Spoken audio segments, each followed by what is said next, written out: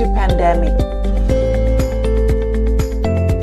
But we still stand firm and move forward to carry out our mission of service. Give yourself fully to God's word. For we know that within Him nothing is in vain.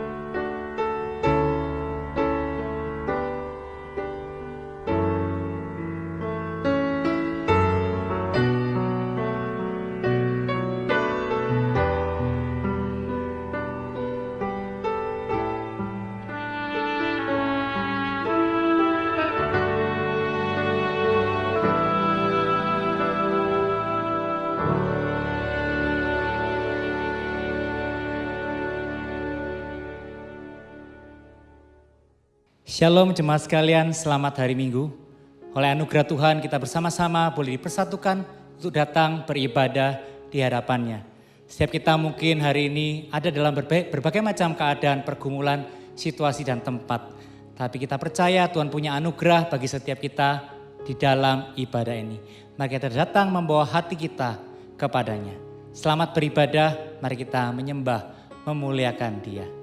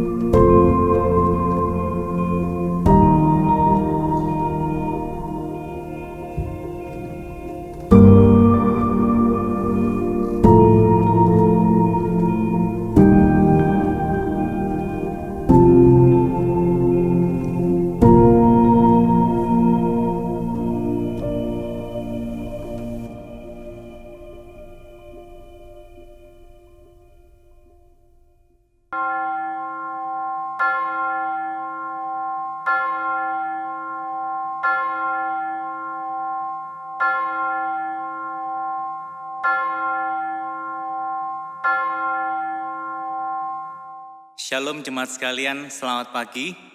Allah telah mengundang kita untuk datang dan beribadah kepadanya.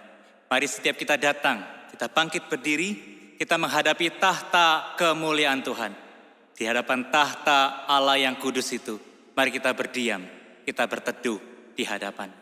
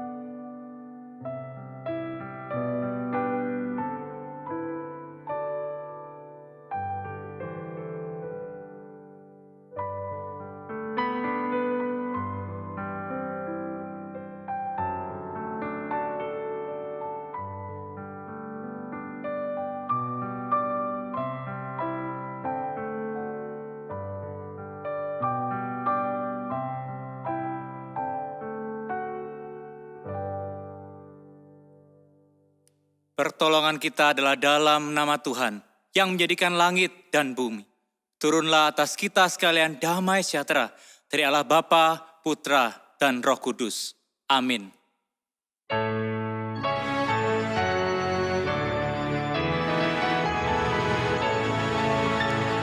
Hormat diberi bagi Bapa, Anak, dan Roh Kudus, dari mula sampai sekarang dan seterusnya, termulia.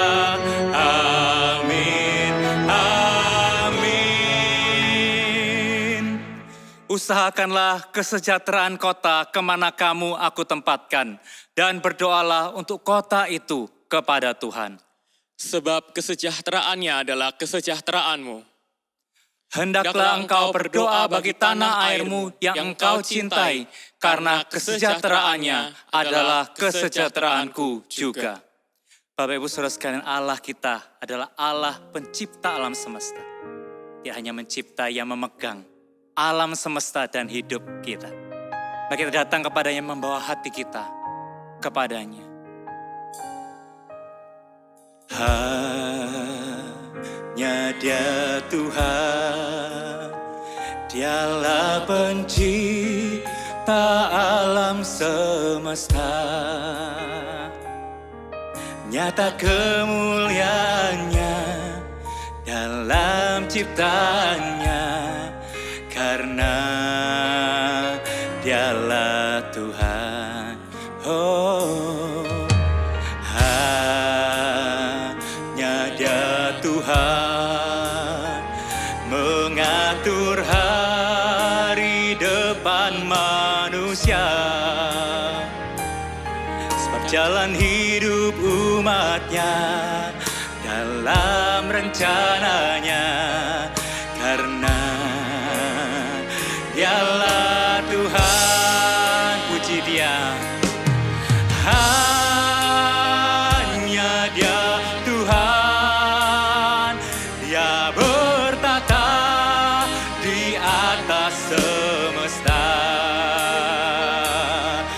Biarlah ciptaannya mengangkat pujian. Hanya Dialah Tuhan. Hanya Dia Tuhan memegang hidup kita. Hanya Dia Tuhan mengatur hari depan manusia. Sebab jalan hidup umatnya dalam rencananya, karena Dialah Tuhan. Hanya Dia Tuhan, puji Dia. Hanya Dia Tuhan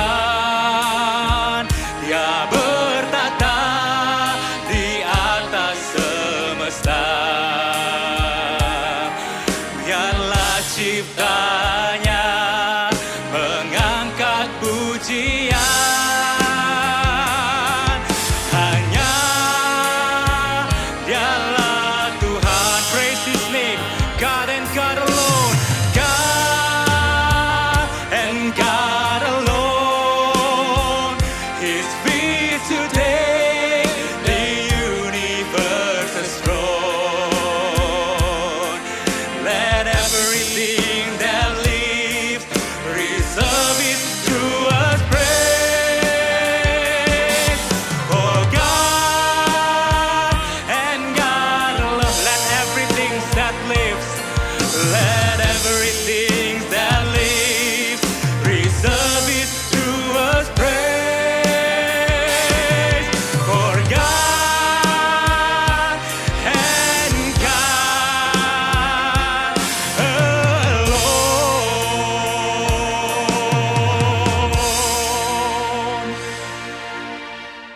Siapakah kami, Tuhan, di hadapan-Mu, Allah pencipta semesta yang agung ini? Kami hanyalah debu di hadapan Tuhan. Tapi kasih karunia-Mu besar, Tuhan. Memandang kami yang debu ini berharga, bahkan Kau mengasihi dan menebus kami. Di tengah-tengah situasi kehidupan kami saat ini, Tuhan, ingatkan kami bahwa kami dikasihi, dipilih, dan ditebus oleh Allah. Tidak ada satupun di antara kami tidak gentar menghadapi segala situasi yang hari ini terjadi. Tapi biarlah kesadaran bahwa kami dikasihi, kami dipelihara oleh Allah pemegang semesta ini. Menjadi kekuatan pengharapan, menjadi semangat di dalam kehidupan kami. Di dalam kami mengikut Tuhan setiap hari. Tuhan tolong kami, jika di antara kami di dalam masa-masa yang sukar, kami lari kepada dosa, kami lari daripada Tuhan, kami kecewa kepada Tuhan. Tuhan, kami tahu Engkau akan memanggil kami kembali. Engkau mengundang kami, Engkau mencari dan menangkap kami lagi dan lagi. Terima kasih untuk kasih-Mu yang tidak bersyarat dan tak pernah berkesudahan bagi setiap kami. Kami mohon Tuhan, setiap dosa dan salah kami yang kami lakukan setiap hari, yang kami lakukan di tengah-tengah masa yang sukar ini, Tuhan boleh mengampuninya, Tuhan boleh menyucikan diri kami. Maka dalam ibadah pada pagi hari ini, kami dilayakkan hanya oleh anugerah Tuhan untuk memandang wajah-Mu, untuk mendengar suara-Mu, untuk diubahkan oleh kuasa-Mu yang tidak terbatas. Ini setiap kami Tuhan, suci kuduskan, biar ibadah ini menjadi kemuliaan hanya bagi nama Tuhan. Hanya di dalam dan demi nama Yesus, kami berdoa dan kami memulaikan ibadah ini. Amin. Berita anugerah bagi setiap kita terambil dari Mazmur 32 ayat yang kelima. Dosaku kuberitahukan kepadamu dan kesalahanku tidaklah kusembunyikan. Aku berkata, aku akan mengaku kepada Tuhan pelanggaran-pelanggaranku dan Engkau mengampuni kesalahan karena dosaku. Setiap kita yang datang dalam penyesalan akan dosa, Tuhan mengampuni setiap kita. Silakan duduk Bapak Ibu Saudara sekalian. Allah telah menebus dan membaharui kita, memberi kita hidup yang baru, hidup bagi kemuliaannya, menjadi saksinya. Mari kita memuji Tuhan dengan segenap hati. Bangkit bagi Yesus. Hai bangkit bagi Yesus, pahlawan salibnya. Kibarkan panji raja, tegak mengangkatnya. Bala tentara Tuhan pastikan menanglah. Mengalahkan semua musuh dipimpin olehnya. Tuhan akan memimpin kita, mari kita bangkit bagi Dia. Hai bangkit bagi Yesus, ikutlah perintahnya. Nafirikan berbunyi, maju tak mundurlah. Meski banyaknya musuh, tak perlu kau takut. Meski ada bahaya, tetap kau kuatlah. Megahkan Tuhan, bangkit bagi Dia. Hai bangkit bagi Yesus, tak lama berperang. Umatnya bersoraklah, hidup kemenangan. Dan yang setia padanya, damai kota mulia. Bangkit bersama Yesus, bertata di dan yang setia padanya, dan yang setia padanya, damai kota mulia, bangkit bersama Yesus, bertata di surga, bertata di surga.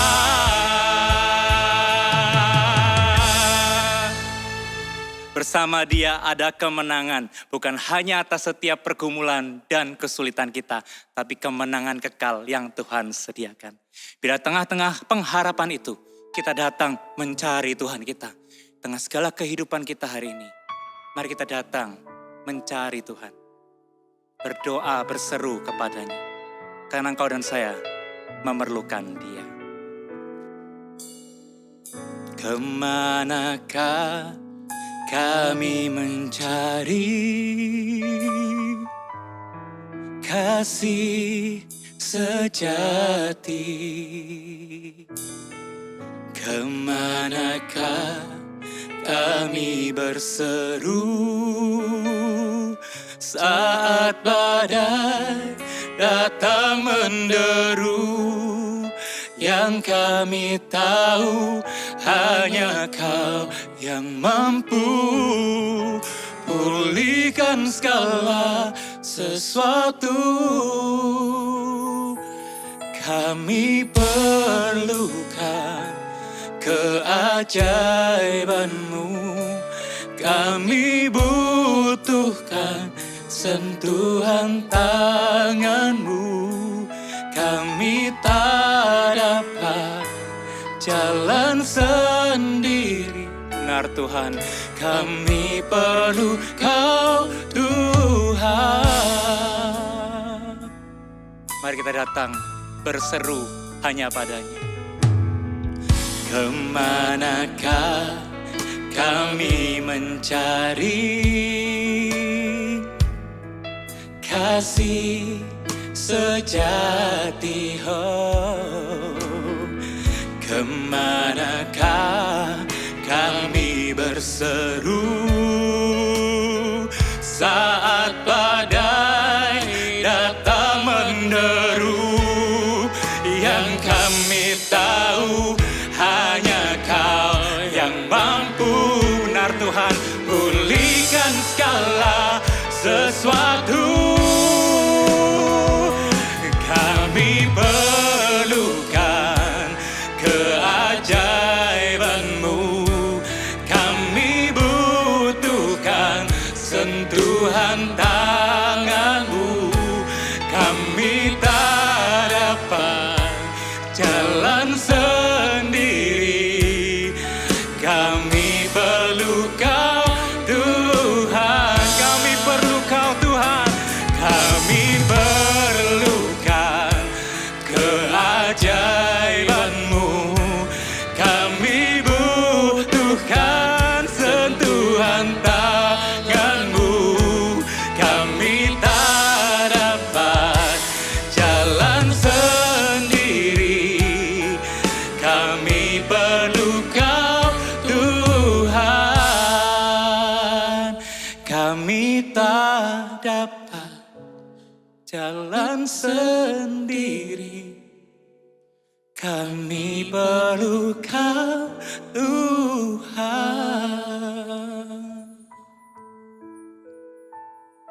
Siapa yang tidak gentar Tuhan? Siapa yang tidak remuk di tengah-tengah situasi hari ini? Saat semua andalan kami, harta kekayaan, orang-orang di sekeliling kami, orang-orang yang kami andalkan semuanya hancur. Kami tahu hanya Engkau yang sanggup kami andalkan. Karena itu kami membawa hidup kami saat ini, pribadi lepas pribadi kepadamu Tuhan. Engkau tahu kehancuran kami, Engkau tahu kami kecewa dan terluka, tapi kami tidak pernah ditinggalkan. Engkau gembala yang baik, Engkau akan mengangkat kami. Engkau akan membalut luka kami, Engkau akan memulihkan kami. Engkau yang membawa setiap pergumulan dalam rumah tangga kami, yang mungkin kami gak tahu kami harus berbuat apa. Kiranya Tuhan Kau memberikan sentuhan tangan-Mu bagi keluarga kami. Tengah-tengah pekerjaan yang kami Tuhan, yang kami gak tahu kami harus apakan. Tengah-tengah segala kesulitan ini kami mohon tangan-Mu berkarya dan menyentuh kehidupan pekerjaan kami. Di dalam pelayanan, kami gak tahu Tuhan apa yang harus kami lakukan. Kiranya Engkau Tuhan boleh beracara dan memberkati pelayanan kami. Sehingga kami juga berseru berdoa bagi pemerintah kami, bangsa Indonesia, kami berdoa kiranya Tuhan yang memberkati. Di masa-masa seperti ini pemerintah diberi hikmat bijaksana menyelesaikan setiap persoalan yang ada. Tuhan yang memberkati mereka. Kami berdoa untuk tenaga kesehatan yang setiap hari berjuang di tengah-tengah situasi seperti ini. Tuhan, lindungi mereka, lingkupi mereka. Tangan-Mu menuntun, memberkati mereka pribadi lepas pribadi. Kami menyerahkan gereja-Mu, Tuhan berkati. Jemaat-Mu, tengah-tengah kesulitan iman mereka bertumbuh. Harum semerbak memuliakan nama Tuhan. Ini seru doa kami Tuhan. Ini seru doa kami. Dan kami membawa seluruh doa dan permohonan kami dalam doa yang Tuhan ajarkan. Bapa kami yang di sorga, dikuduskanlah nama-Mu, datanglah kerajaan-Mu, jadilah kehendak-Mu di bumi seperti di sorga. Berikanlah kami pada hari ini makanan kami yang secukupnya, dan ampunilah kami akan kesalahan kami, seperti kami juga mengampuni orang yang bersalah kepada kami. Dan janganlah membawa kami ke dalam pencobaan, tapi lepaskanlah kami daripada yang jahat. Karena Engkau yang empunya kerajaan dan kuasa dan kemuliaan sampai selama-lamanya. Amin. Saya mengundang jemaat sekalian untuk bangkit berdiri. Bersama dengan gereja di segala abad dan tempat, mari kita mengikrarkan pengakuan iman kita menurut pengakuan iman rasuli. Aku percaya kepada Allah, Bapa yang Maha Kuasa, Khalik langit dan bumi, dan kepada Yesus Kristus, anaknya yang tunggal Tuhan kita, yang dikandung dari Roh Kudus, lahir dari anak darah Maria, yang menderita sengsara di bawah pemerintah Pontius Pilatus, disalibkan, mati dan dikuburkan, turun ke dalam kerajaan maut. Pada hari yang ketiga, bangkit pula dari antara orang mati, naik ke surga, duduk di sebelah kanan Allah, Bapa yang Maha Kuasa. Dan dari sana Ia akan datang untuk menghakimi orang yang hidup dan yang mati. Aku percaya kepada Roh Kudus, gereja yang kudus dan am, persekutuan orang kudus, pengampunan dosa, kebangkitan tubuh, dan hidup yang kekal. Amin. Jemaat dipersilahkan untuk duduk. Tuhan memanggil kita menjadi saksinya bagi bangsa kita. Mari kita bersama-sama rindu agar banyak jiwa boleh dimenangkan bagi kemuliaan Tuhan. Orang yang belum mengenal Tuhan di sekitar kita, mari kita menjadi saksinya bahwa Indonesia bagi kemuliaan Tuhan. Yesuslah Tuhan yang layak ditinggikan, layak disembah oleh suku-suku bangsa. Dengan darah-Mu Kau telah tebus dosaku, genapi Tuhan firman-Mu atas negeriku. Hatiku rindu melihat kemuliaan-Mu, hatiku rindu melihat curahan kuasa-Mu di tanah tercinta, negeriku Indonesia. Ku berdoa Indonesia, penuh kemuliaan-Mu Indonesia, bagi kemuliaan-Mu. Biar pujian ini menjadi doa kita. Yesus Tuhan, Kau ditinggikan. Yesuslah Tuhan yang layak ditinggikan. Benar Tuhan, layak disembah oleh suku-suku bangsa. Dengan darah-Mu Kau telah tebus dosaku, genapi Tuhan firman-Mu atas negeri. Hati kami rindu Tuhan, hatiku rindu melihat kemuliaan-Mu, hatiku rindu melihat curahan kuasa-Mu di tanah tercinta. Negeriku Indonesia, ini doa kami Tuhan. Ku berdoa Indonesia, penuh kemuliaan-Mu. Indonesia, bagi kemuliaan-Mu. Ya Allahku, nyatakan kemuliaan-Mu. Ya Allahku, nyatakan curahan kuasa ya Tuhan di tanah tercinta. Negeriku Indonesia, ku berdoa Indonesia, penuh kemuliaan-Mu. Indonesia, bagi kemuliaan-Mu.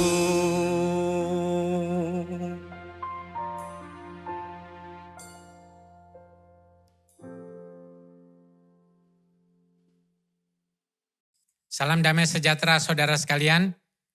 Kita berjemaat hari ini melalui kebaktian online dengan sebuah tema, Dialah yang kuberitakan kepadamu. Mari kita berdoa. Tuhan di dalam sorga, kami berterima kasih buat hari ini. Kami diberikan kesempatan oleh Tuhan untuk beribadah, untuk belajar lagi daripada firman-Mu. Kiranya setiap jemaat-Mu yang sungguh-sungguh mengikutinya boleh memperoleh berkat melalui ibadah ini, terutama melalui firman-Mu ini, supaya kami semua memperoleh dampak, dikuatkan, diberikan hikmat, dan dimampukan untuk melakukan firman Tuhan ini. Demi nama firman yang hidup Tuhan Yesus Kristus kami berdoa. Amin. Jemaat sekalian, di dalam kekristenan ada pembelajaran yang namanya wahyu umum dan wahyu khusus. Apa itu wahyu umum? Wahyu umum adalah sesuatu yang bisa dipakai untuk menjadi jembatan orang mengenal wahyu khusus. Wahyu khusus itu siapa? Wahyu khusus itulah Tuhan Yesus Kristus, Juru Selamat kita. Jadi wahyu umum adalah kebenaran-kebenaran atau filosofi atau nilai-nilai yang dianut oleh seseorang dari kebudayaan tertentu yang dimana kita bisa memanfaatkannya untuk sebagai jembatan memperkenalkan wahyu khusus. Dan Tuhan ingin menyelamatkan seluruh dunia ini, itu sebabnya dalam setiap kebudayaan selalu saja kita dapat jumpai yang disebut wahyu umum. Tujuannya adalah tentu supaya orang-orang dari kebudayaan tersebut itu bisa mengenal Tuhan Yesus Kristus, wahyu khusus itu. Saudara sekalian, bertahun-tahun mencintai negeri China dan melayani misi dan terlibat misi, bahkan tinggal di negeri China beberapa tahun, kami menemukan ada banyak wahyu umum yang dimiliki oleh orang-orang Tiongkok, khususnya yang tinggal di sana. Kalau kita orang Tionghoa yang ada di Indonesia, kita tentu mengenal kata cantik itu berasal dari kata Mei, ya. Mei itu cantik. Banyak orang namanya Mei, Meilan, Meili, Meichen. Nah, saudara sekalian, banyak orang bernama seperti demikian atau dipanggil seperti itu. Ada yang lagi dipanggil Mei. Nah, saudara sekalian, Mei bisa adik tapi juga lebih banyak berarti cantik. Nah, saudara, kata Mei itu terdiri dari satu karakter Mei, ya. Yang ngerti tulis tahu kode tangan saya. Saudara, di atasnya itu yang, lebih tepatnya disebut Kaoyang, artinya anak domba. Ya, di bawahnya itu Ta. Jadi siapa yang membesarkan anak domba itu hidupnya Mei. Jadi itu yang dianut oleh orang-orang Tiongkok yang pertama kali mengarang kata cantik, beautiful itu dengan huruf seperti demikian, Meili. Nah, saudara sekalian, atasnya anak domba, bawahnya Ta. Siapa yang membesarkan anak domba, hidupnya cantik. Siapa yang membesarkan anak domba, hidupnya beautiful. Siapa yang membesarkan anak domba, hidupnya adalah indah. Nah, saudara, ketika saya di negeri China, saya suka tanya, yang dimaksud anak domba yang dibesarkan supaya hidup kita cantik itu apa? Oh, enggak ada. Lah, kenapa ada seperti demikian? Ada domba atau Kaoyang, terus bawahnya Ta itu artinya Mei. Enggak tahu orang dulu-dulu. Nah, saudara sekalian, orang tahu kalau huruf Mei itu atasnya anak domba atau domba, bawahnya Ta atau membesarkan, tapi mereka enggak tahu dari mana asalnya. Itu sebabnya saya sering berkata kepada mereka, boleh enggak saya kenalkan domba yang dimaksud oleh leluhur kita dulu? nenek moyang kita dulu.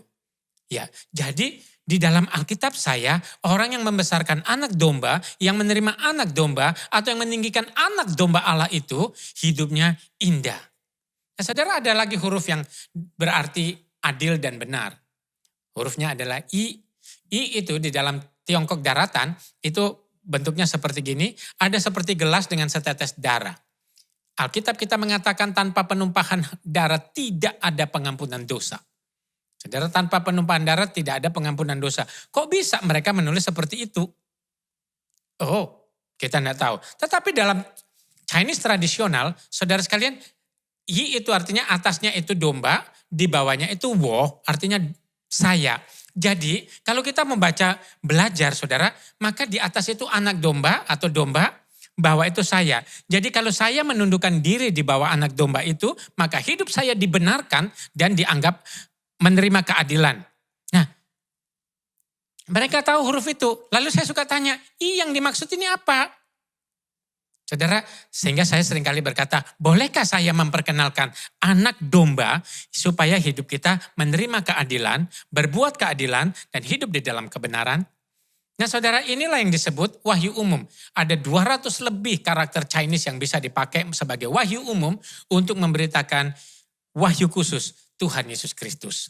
Nah saudara, kalau kita menelusuri sejarah Tiongkok, kemungkinan besar memang orang-orang Tiongkok itu memiliki satu filosofi bahwa mereka percaya ada Tuhan. Abad 3000 tahun sebelum Masehi sampai 1000 tahun sebelum Masehi, saudara sekalian, di situ orang-orang Tiongkok hidup monoteis atau percaya ada Allah yang satu itu. Terbukti saudara, kata Sangti ditemukan pada 2200 tahun sebelum Masehi, itu hurufnya seperti salib dan baru sekarang itu menamakan diri Sangti. Sangti itu artinya Ti itu raja dan Sang itu yang di atas. Jadi yang di atas raja itulah Tuhan. Nah saudara, konsep ini ada pada mereka. Dan memang ternyata bangsa Tiongkok itu monoteis. Itu sebabnya kenapa banyak hal berkaitan dengan Tuhan. Misalnya saudara, orang Tionghoa Indonesia paling suka hoki, untung, beruntung. Itu kan huruf Fu, itu sebelahnya itu Sen Jepang yang berkaitan firman Tuhan dan kanannya itu disebut Ikotian, adalah seseorang dengan seluruh yang ada padanya. Itu berkaitan dengan Tuhan. Nah, 1000 tahun sebelum Masehi sampai 1949, saudara, orang-orang Tiongkok mulai masuk pada era politeis, percaya ada banyak sekali Tuhan. Nah saudara, selain Yunani yang memiliki banyak Tuhan dan bangsa-bangsa sekitar India, Nepal yang memiliki banyak Tuhan, Tiongkok adalah salah satu negara dengan Tuhannya banyak. Konsep ilah yang banyak. Ada dewa pintu, ada dewa babi, Cupat Kai, ada dewa kera, Sun Gokong. Nah saudara sekalian, ada banyak saudara, semua bisa jadi dewa. Karena mereka percaya politeis. Tetapi pada 1949, bangsa Tiongkok mulai memasuki era yang namanya ateis. Tidak percaya ada Tuhan. Nah itu sebabnya boleh dimengerti bahwa banyak wahyu umum itu lahir pada waktu China masuk era monoteis. Nah saudara sekalian, pada waktu itu Paulus pergi jalan-jalan ke Athena. Ayat 16, pasal 17 ayat 16 dikatakan, sementara Paulus menantikan mereka di Athena sangat sedih hatinya karena ia melihat bahwa kota itu penuh dengan patung-patung berhala. Saudara, ketika memasuki satu kota Athena, Paulus langsung sedih. Mengapa orang-orang di sini menyembah berhala-berhala? Ya, Paulus punya beban. Saudara, punyakah kita kepekaan ketika kita memasuki pulau tertentu, daerah tertentu dengan satu penyembahan-penyembahan berhala? Adakah hati kita digerakkan oleh Roh Kudus Tuhan supaya kita bertanya, mungkinkah saya bisa dipakai oleh Tuhan? Nah saudara, Paulus memasuki Athena, lalu ayat 23 dikatakan, pasal 17 ayat 23, sebab ketika aku berjalan-jalan di kotamu, aku melihat-lihat barang-barang pujaanmu, aku menjumpai juga sebuah mezbah dengan tulisan kepada Allah yang tidak dikenal. Apa yang kamu kenal, kamu sembah tanpa mengenalnya, itulah yang kuberitakan kepadamu. Saudara, ada konsep di situ, di mana orang-orang Yunani menyembah dewa-dewa. Kita perlu mengerti ada 3 filosofi yang mempengaruhi orang-orang Yunani. 1, orang-orang Yunani percaya kepada dewa-dewa. Itu sebabnya ada banyak dewa disembah. Dan salah satu dewa yang disembah adalah Allah yang tidak dikenal. Yang disebut agnostos theos. Ya, nanti kita pelajarin lebih lanjut. Itu sebabnya mereka menyembah dewa yang tidak dikenal itu. Ya, memberikan yang terbaik untuk dewa yang tidak dikenal, ya. Semua diberikan walaupun mereka tidak mengenalnya. Kedua, filosofi yang mempengaruhi orang Yunani adalah filsafat Epikuros. Ayat 18 dikatakan, dan juga beberapa ahli pikir dari golongan Epikuros. Nah, saudara, Epikuros itu memiliki filosofi, hikmat hidup yang paling bernilai adalah kemampuan untuk hidup penuh dengan kenikmatan. Banyak orang salah mengerti, dipikir Epikuros hanya berdasarkan hura-hura dan nikmat saja. Tapi perhatikan ajaran Epikuros sejatinya. Hikmat hidup paling bernilai adalah kemampuan untuk mendapatkan kenikmatan. Dan kenikmatan itu hanya bisa dialami jika terbiasa menahan diri dan hidup dengan sederhana. Semakin sederhana kita, hidup kita akan semakin bisa menerima kenikmatan. Semakin tidak sederhana kita, maka kenikmatan itu menjauh dari hidup kita. Oh, saudara, Paulus menjumpai ahli pikir ini mempunyai moral yang sangat tinggi, filosofi hidup yang sangat mulia. Tapi sayangnya, kenapa kamu tidak mengenal Tuhan? Lalu filosofi yang ketiga adalah dikatakan filsafat Stoa. Nah, ayat 18 dikatakan dan Stoa. Jadi Epikuros dan Stoa, lalu Paulus bersoal jawab dengan mereka. Stoa itu mengajarkan penguasaan diri. Jadi orang yang mau bahagia dia harus mampu menguasai dirinya. Mengalahkan emosi dan tunduk pada akal sehat. Jadi pakai akal sehat bukan mengedepankan emosi. Dan melakukan kebajikan-kebajikan yang bersifat kepahlawanan. Tolong orang, bela orang dan sebagainya. Ini Stoa, saudara. Saudara, betapa mulianya filsafat ini.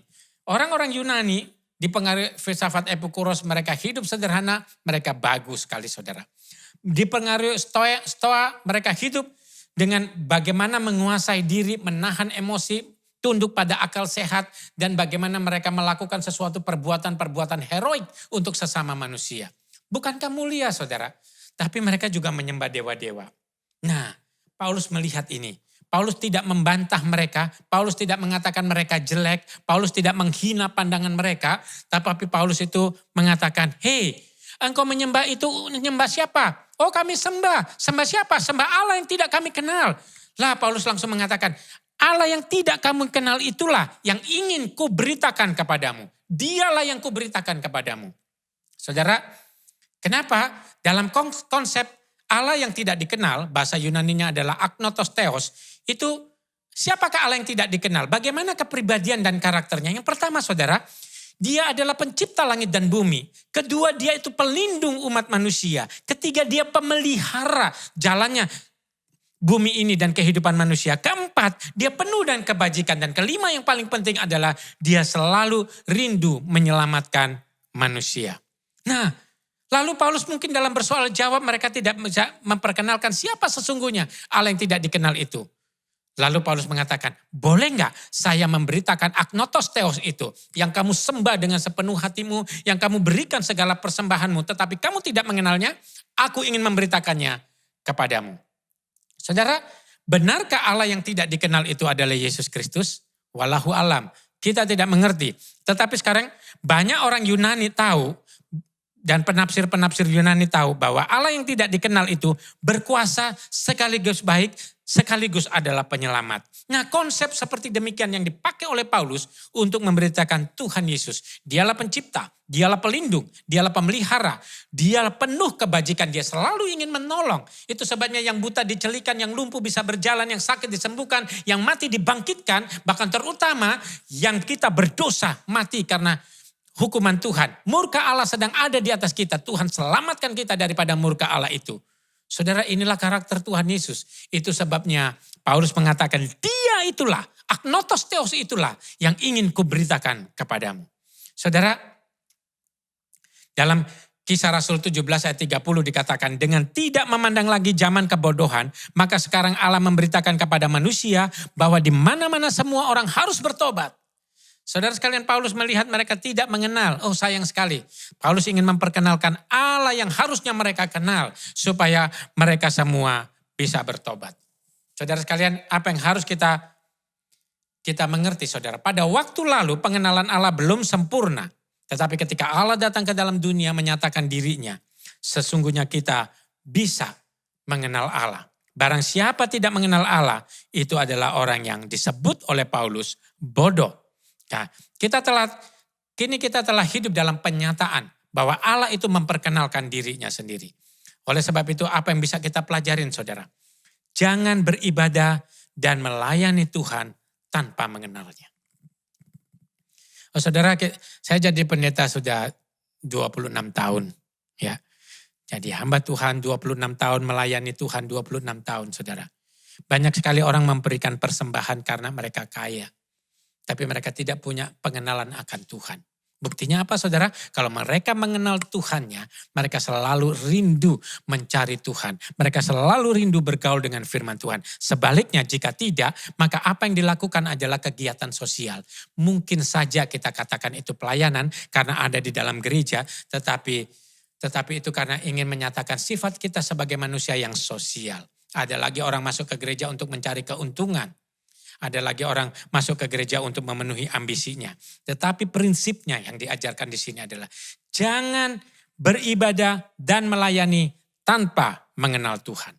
Hosea 6 ayat 6 dikatakan saudara, sebab aku menyukai kasih setia dan bukan korban sembelihan, dan menyukai pengenalan akan Allah lebih daripada korban-korban bakaran. Saudara, Allah ingin dirinya dikenal. Allah menyatakan kita melalui firman Tuhan. Ya, sekarang banyak orang mengatakan mimpi ini, mimpi itu. Tuhan bersuara kepada dia, Tuhan berkata kepada dia. Saudara sekalian, apakah suaranya tenor, bass, sopran, atau alto? Kita tidak tahu saudara. Tetapi saudara, kalau Tuhan bersuara kepada dia, kenapa Tuhan tidak bersuara kepada saya? Tetapi saudara sekalian, Alkitab sudah menyatakan pada firman Tuhan yang tertulis ini, supaya kita bisa mengenal firman Tuhan yang hidup, yaitu Tuhan Yesus Kristus. Saudara, kenalilah Allahmu. Itulah yang diminta oleh Tuhan. Makanya Hosea dikatakan, Allah menyukai pengenalan akan Allah lebih dari segala persembahan kita. Persembahan uang kita, harta kita, waktu kita, diri kita. Oh saudara, itu nomor 2. Nomor 1 adalah Tuhan ingin mengenal. Tuhan ingin kita mengenal dia. Dan barang siapa mengenal dia gak pelit sama Tuhan. Dia gak pelit untuk jadi saluran berkat Tuhan. Barang siapa mengenal Tuhan, dia akan memakai dirinya supaya melalui dirinya cinta kasih Tuhan dirasakan oleh umat dan sesamanya. Dia menolong mereka yang terluka, membalut yang luka, menyembuhkan mereka yang sakit, menopang mereka yang tertatih. Dia selalu ingin menolong dan membantu. Tetapi saudara, orang yang tidak mengenal Allah tidak akan melakukan semua itu. Nah saudara sekalian, pengenalan akan Allah itu yang paling penting. Ini pelajaran utama dari bacaan kita hari ini. Ya. Segala sesuatu ritual keagamaan yang kita lakukan hari Minggu dengan segala liturgisnya. Sekarang ini hanya banyak di online karena masa-masa yang sukar di negara kita ini. Tetapi segala itu kita lakukan tidaklah berarti jika kita tidak berusaha mengenal dia. Yang kedua saudara, selalu lihat peluang. Apakah ada wahyu umum yang bisa dijadikan jembatan? Selalu lihat peluang. Paulus ketika melihat mereka menyembah Allah itu dengan benar-benar, dengan moral yang sangat tinggi, dengan filosofi yang sangat tinggi, lalu mereka mempersembahkan sesuatu, Paulus menggunakan itu sebagai batu loncatan. Satu kali orang berkata kepada saya, Lause, ini sepentanderen, kamu adalah orang bodoh. Saya katakan, wesen ma, kenapa? Lalu dia katakan gini, kamu ya datang tinggalkan negaramu demi Tuhanmu yang namanya Yesus Kristus. Bagaimana kalau hari ini saya mati dan kamu mati, ternyata Yesus bukan Tuhan? Nasib kita sama. Saudara, ateis, komunisme percaya habis mati lenyap semuanya. Jadi lenyap semuanya, tidak berbekas. Makanya dia katakan, bagaimana kalau hari ini saya mati dan kamu mati, percaya Yesus, dan ternyata Yesus bukan Tuhan, lenyaplah kita. Lalu saya katakan, yang kamu katakan benar. Kalau hari ini ternyata Yesus bukan Tuhan, saya dan kamu lenyap. Nasib kita sama. Kamu yang berbuat dosa, kamu yang berbuat jahat, kamu yang hidup 7-Eleven, kamu yang mencederai orang, kamu yang memanfaatkan orang, nasibmu juga lenyap. Aku yang berusaha berbuat baik, berusaha menolong orang juga lenyap. Nasibmu dan nasibku sama. Paling bedanya adalah saya berusaha tidak menyakiti sebanyak mungkin orang di dalam dunia ini, sedangkan kamu tidak peduli akan hal itu. Itu aja bedanya. Tapi nasib kita sama. Benar katamu. Oh, dia ketawa saudara. Tetapi saya berkata, tengis ya. Tapi tunggu dulu, bagaimana Kalau ternyata saya mati dan kamu mati, ternyata Yesus Tuhan, saya diselamatkan masuk surga dan kamu masuk neraka. Nasib kita jauh berbeda. Jadi mana lebih pintar? Saudara, dia bilang, nih suatu ya, kamu berkata demikian benar. Saudara, jadi jembatan akhirnya orang ini mengenal, saya perkenalkan tentang Tuhan Yesus Kristus dan percaya kepada Tuhan. Jadi selalu lihat ada peluang apa. Metode penginjilan boleh kita pelajarin. Tapi banyak orang melakukan berlatih metode penginjilan, dia sendiri tidak memberitakan Injil, tidak ada jiwa dimenangkan. Masalahnya bukan metodenya yang salah. Tapi kita jangan mendewakan metode. Saudara sekalian, lihatlah selalu peluang untuk membangun jembatan. Untuk memperkenalkan Tuhan kita Yesus Kristus melalui apa yang mereka anut, apa yang mereka pegang. Yang ketiga, celakalah kita. Celakalah kita jika kita mengaku melayani Tuhan tanpa mengenalnya. Ada berapa banyak kesibukan yang Anda lakukan di dalam dunia gereja dan dunia pelayanan. Ada berapa banyak uang, harta, dan tenaga yang kita lakukan untuk melayani sosialisasi bersosial di tengah masyarakat yang memang membutuhkannya. Saudara, apakah kita pikir itu semua bisa menyelamatkan kita? Saudara, tidak. Tetapi orang yang percaya Tuhan Yesus Kristus sungguh-sungguh, dia akan melakukannya dengan segenap hati. Supaya dia menjadi terang Tuhan yang bercahaya di tengah dunia yang gelap ini. Tapi celakalah kita jika kita pikir kita melayani, tapi ternyata kita tidak berusaha mengenal Yesus Tuhan kita. Dan lebih celaka lagi jika kita mengaku mengenal Tuhan, tetapi tidak sungguh menyembah Dia. Orang-orang Yunani di Athena, dia tidak kenal Allahnya. Ada Allah yang tidak dia kenal, agnotos theos itu. Tetapi dia memberikan persembahan kepada Tuhannya. Lebih celaka kan kalau kita mengaku kita percaya kepada Tuhan, kita mengenal Tuhan. Tetapi kita tidak mempersembahkan apa-apa kepada Tuhan. Itu sebabnya saya suka berkata, orang pelit masuk neraka, saudara. Karena Yesus mengajarkan berbahagialah orang yang murah hatinya, dia akan memperoleh kemurahan. Saudara, orang yang tidak mengenal Allahnya saja mempersembahkan sesuatu, lalu mengapa kita yang mengaku percaya dan mengenal Tuhan, lalu kita tidak mempersembahkan apa-apa kepada Tuhan? Persembahkanlah pikiranmu, tenagamu, hartamu, waktumu. Saudara, semua yang ada pada kita adalah titipan Tuhan. Mari melayani Tuhan dengan apapun yang Tuhan sedang titipkan kepada kita. Saudara sekalian, prinsipnya adalah mari kita mengenal Tuhan sungguh-sungguh dan menjadikan segala sesuatu di dalam hidup kita. Kita melihat apa yang kita bisa manfaatkan sebagai jalan tengah supaya orang mengenal Tuhan Yesus yang kita sembah. Roma 10 ayat 17 katakan, jadi iman timbul dari pendengaran dan pendengaran oleh firman Kristus. Firman Allah harus diberitakan, tetapi jangan lupa aksi kita juga menuntut untuk membuktikan bahwa kita mengenal Tuhan kita. Apakah ada kasih dalam tingkah laku dan kata-kata kita? Dan apakah ada Tuhan yang kita beritakan melalui kesaksian hidup kita? Kiranya Tuhan Yesus memberkati kita sekalian. Amin. Mari kita berdoa. Tuhan, terima kasih buat hari ini. Kami berdoa kiranya Tuhan menjamah setiap jemaat-Mu. Supaya mereka mendengar dan belajar firman Tuhan ini berusaha sungguh-sungguh mengenal Tuhan. Sehingga satu saat mereka bertemu, mereka melihat apa yang bisa mereka manfaatkan, jembatan yang mereka bisa lakukan, atau wahyu umum yang mereka bisa tangkap, supaya mereka bisa berkata, dialah yang ingin kuberitakan kepadamu. Tuhan berkati, pakailah setiap jemaat-Mu, supaya melalui mereka, Tuhan dimuliakan, Tuhan dikenal. Di dalam nama Tuhan Yesus. Amin. Selamat pagi, jemaat Tuhan yang saya kasihi dalam Kristus Yesus. Pagi ini izinkan saya mewakili majelis dan hamba Tuhan GKA Gloria menyampaikan dua pengumuman yang penting. Yang pertama tentang bulan misi GKA Gloria. Sebelum terangkat ke surga, Tuhan Yesus memberikan amanat agungnya. Di dalam Matius pasal 28 ayat 19 dikatakan, karena itu pergilah, jadikanlah semua bangsa muridku dan baptislah mereka dalam nama Bapa dan Anak dan Roh Kudus. Kemudian dalam Kisah pasal 1 ayat 8b dikatakan, dan kamu akan menjadi saksiku di Yerusalem, di seluruh Yudea dan Samaria dan sampai ke ujung bumi. Dalam upaya mentaati amanat agung Tuhan Yesus, GKA Gloria sejak tahun 2002 sampai 2021 berarti sudah 19 tahun. Setiap tahun pada bulan Agustus, kita mengadakan bulan misi. Dan dari dukungan Jemaat GKA Gloria, kita Departemen Misi telah melakukan berbagai pelayanan misi. Yang pertama, yaitu pelayanan misi ke dalam.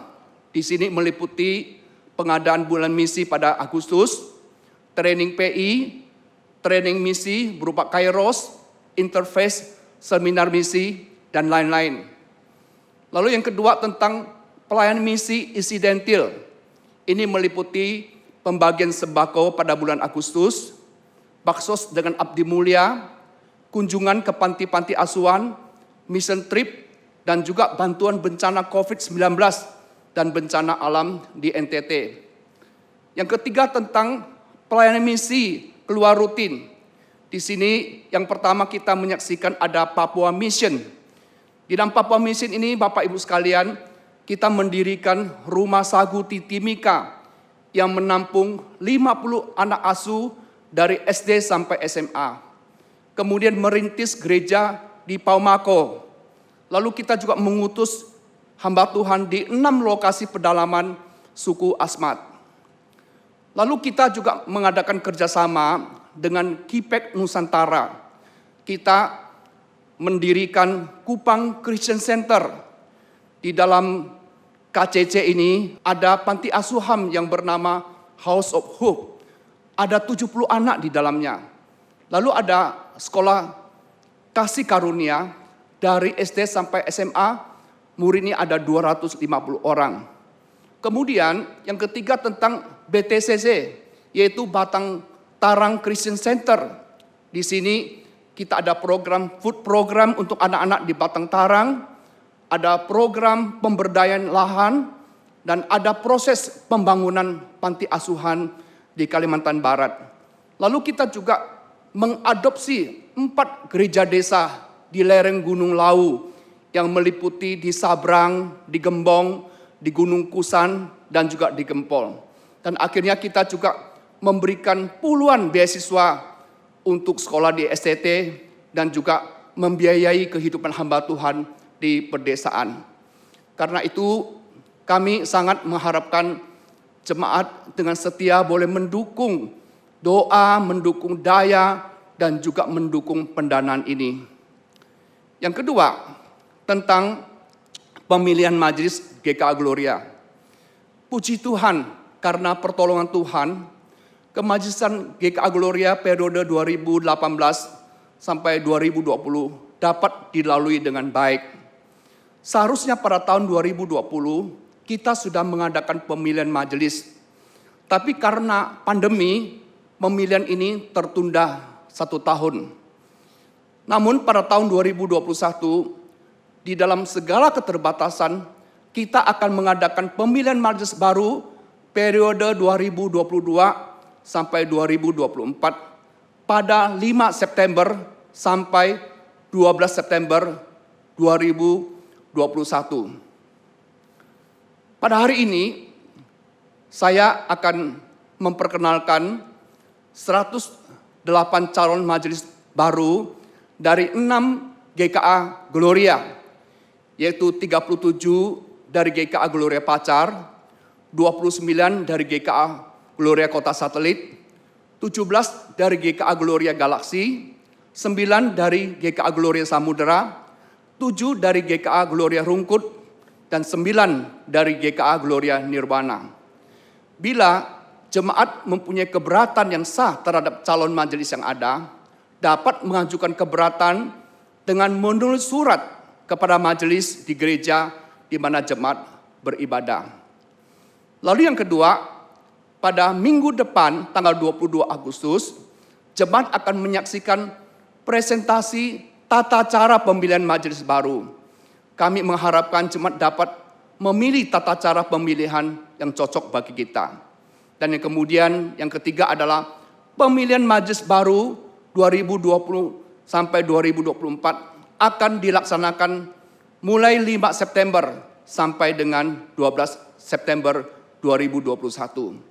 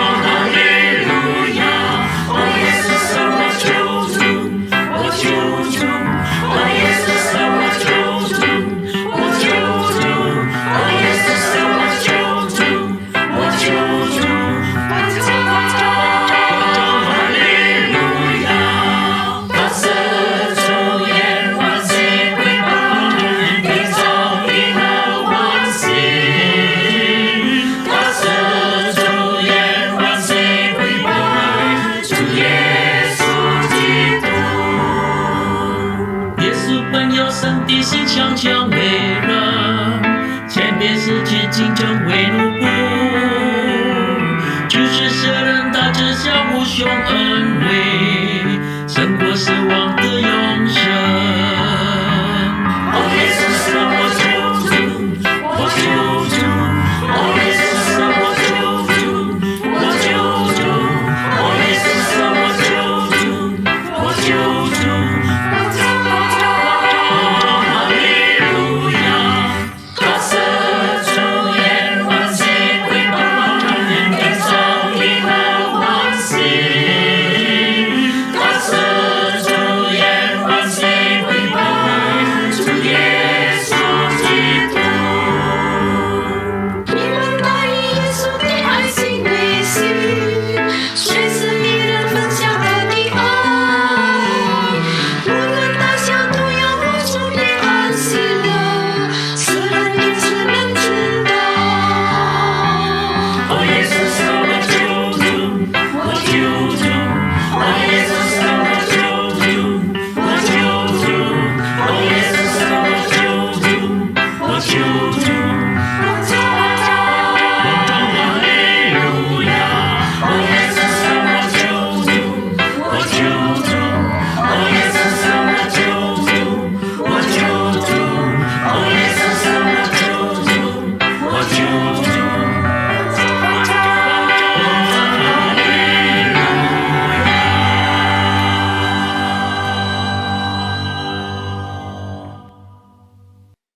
Tiba saatnya kita akan memberi persembahan kepada Tuhan. Persembahan dapat diberikan dengan cara scan QRIS atau transfer ke rekening gereja masing-masing.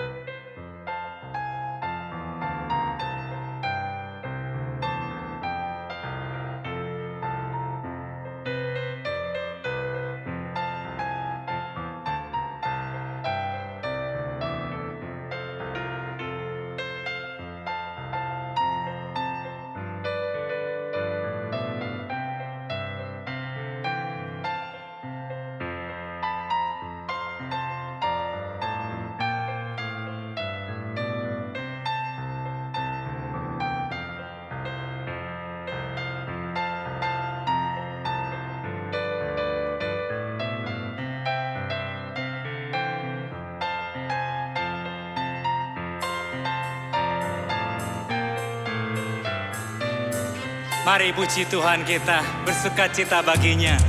Ku bersukacita kerja baginya, sungguh ku bersukacita.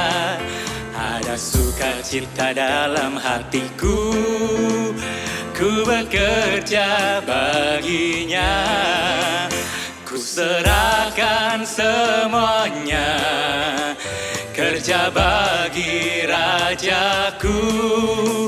Ada damai sukacita, ku bekerja dengan bersemangat. Bait yang kedua, ku bersukacita kerja baginya, sungguh ku bersukacita. Amin. Tiap langkahku turut perintahnya dan bekerja baginya. Ku serahkan semuanya, kerja bagi Rajaku. Ada damai sukacita, ku bekerja, ku serahkan semuanya. Ku serahkan semua hanya bagi kau Rajaku, bagi Rajaku. Ada damai sukacita, ku bekerja, ada damai sukacita.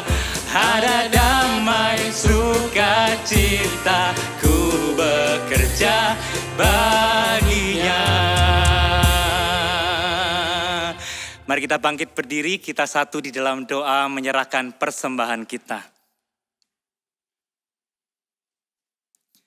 Ya Tuhan, sesungguhnya seluruh hidup kami yang seharusnya menjadi persembahan bagi Tuhan adalah suatu kehormatan bagi kami, orang-orang yang serba terbatas dan banyak jatuh dalam dosa. Untuk Tuhan libatkan di dalam pekerjaan menjadi saksi-saksi Tuhan.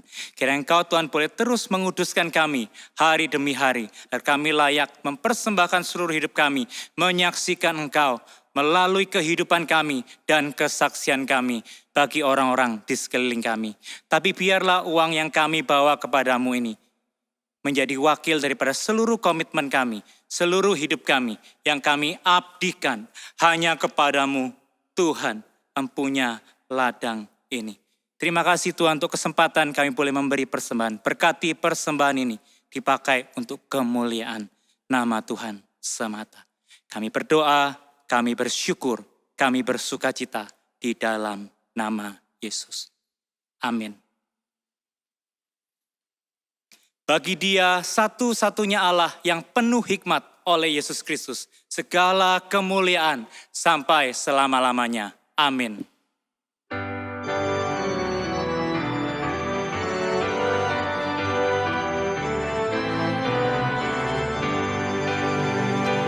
Puji Allah Bapa Putra, puji Allah Roh Kudus, ketiganya yang esa, pohon selamat sumber berkat. Amin.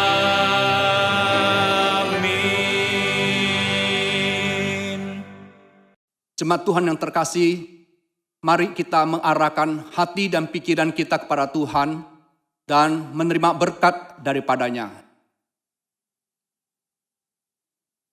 Tuhan memberkati engkau dan melindungi engkau. Tuhan menyinari engkau dengan wajah-Nya dan memberikan engkau kasih karunia. Tuhan menghadapkan wajah-Nya kepada engkau dan memberikan engkau damai sejahtera mulai saat ini dan seterusnya bahkan sampai selama-lamanya. Amin. Amin. Amin.